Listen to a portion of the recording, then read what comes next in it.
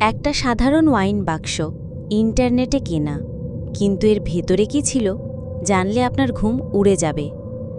Dark pixel diaries নিবেদন করছে পৃথিবীর সবচেয়ে অভিশপ্ত বস্তু ডিবুক বক্সের গল্প।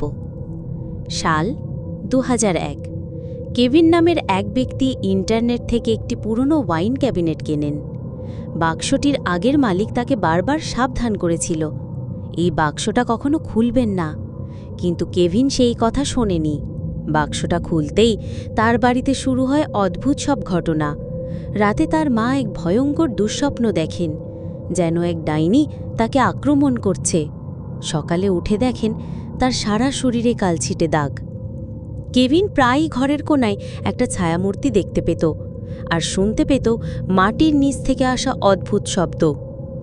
সবচেয়ে ভয়ঙ্কর ঘটনা ঘটে এক রাতে, যখন সে দেখে বাক্সের ছোট দরজাটা নিজে থেকেই ধীরে ধীরে খুলে যাচ্ছে আর ভিতর থেকে বেরিয়ে আসছে পচা ফুলের গন্ধ।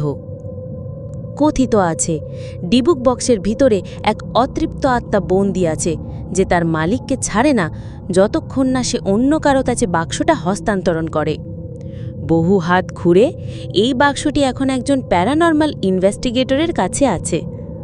কিন্তু অভিশাপটা কি সত্যিই থেমেছে? আপনি যদি এই বাক্সটা পেতেন কি করতেন? কমেন্টে জানান।